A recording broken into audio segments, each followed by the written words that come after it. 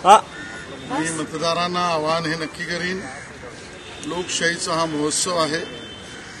जगातील सगळ्यात मोठी लोकशाही व्यवस्था आपल्या भारतामध्ये भारतीय संविधानाअंतर्गत दिलेल्या अधिकारांतर्गत आहे आणि त्यामुळे या लोकशाही महोत्सवामध्ये सर्वांनीच पूर्ण सहभागी व्हावं, जास्त संख्येने सहभागी व्हावं आणि आपलं मतदानाचा हक्क जोरदारपणे त्या ठिकाणी बजावावा अशी मी आपल्या माध्यमातून सगळ्यांना विनंती करतो। उत्तर मध्य मुंबईच्या या लोकसभा निवडणुकीमध्ये गेल्या काही दिवसात झालेल्या प्रचारात मतदारांचा जो उत्साह आणि सकारात्मक प्रतिसाद बघितला तर भारतीय जनता पार्टी महायुतीचे उमेदवार ॲडव्होकेट उज्ज्वल निकम यांचा विजय निश्चित आहे। या ठिकाणी मला मुद्दामून उल्लेख करायचा आहे, विशेषतः आमचे विरोधक महाविकास आघाडी आणि त्यातही उद्धवजी आणि उभाटा सेना यांनी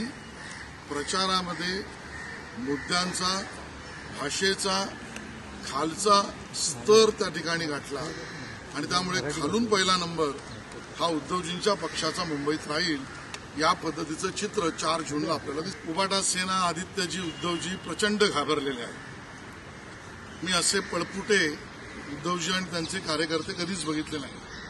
भाजप बरोबर नसल्यावर घबराट त्यांच्यामध्ये झाली स्वाभाविक आहे आणि त्यामुळे पहिल्यांदा ईव्हीएमवर, मग व्हीव्हीपॅटवर, मग त्या ठिकाणी निवडणुकीच्या आयोगाने दिलेल्या मतदानाच्या संख्येवर प्रत्येकावर त्यांनी ऑब्जेक्शन घ्यायला सुरुवात केली आहे आणि म्हणून आता बैठकांवर मला वाटतं एवढी घबराट आणि पळपुटेपणा उद्धवजी तुमच्या पक्षाचा असेल तर रिंगणातनं बाहेरच जा आणि आदित्यजी तर अजून बच्चा आहे।